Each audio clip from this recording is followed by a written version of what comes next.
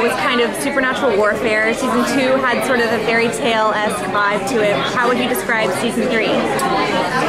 Season 2, Season 1, they arrived in New Orleans and we set the stage and we saw who all our players were in New Orleans.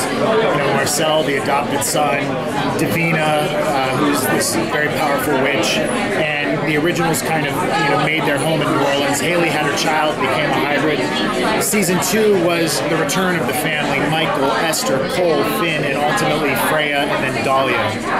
Now that Dahlia has been taken care of, Esther's been taken care of, Michael has been killed and laid to rest, we really wanted to explore the history of vampirism. The idea that somewhere along the way in the past, Klaus turned someone for the first time into a vampire. So did Elijah, so did Rebecca, and those Sire lines have been around for a very long time. And we know, because of the death of Finn and the death of Cole, that when an original dies, the entire Sire line of vampires die. So as you can imagine, every vampire in the world has a definitive perspective on the survival of the Mikaelsons, because it necessitates their own survival.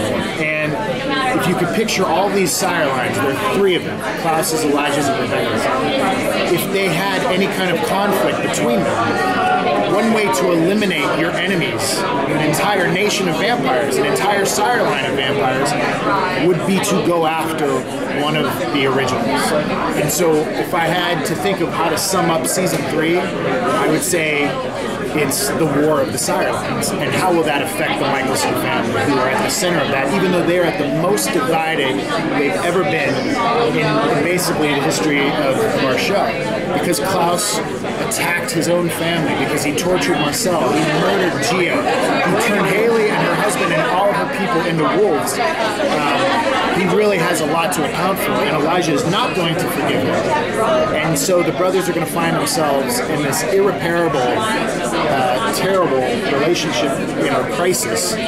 Freya is going to be caught in the middle of it. Rebecca is going to be gone trying to resurrect Cole, and at this moment, when they're at their worst, they are going to face the greatest challenge they've faced.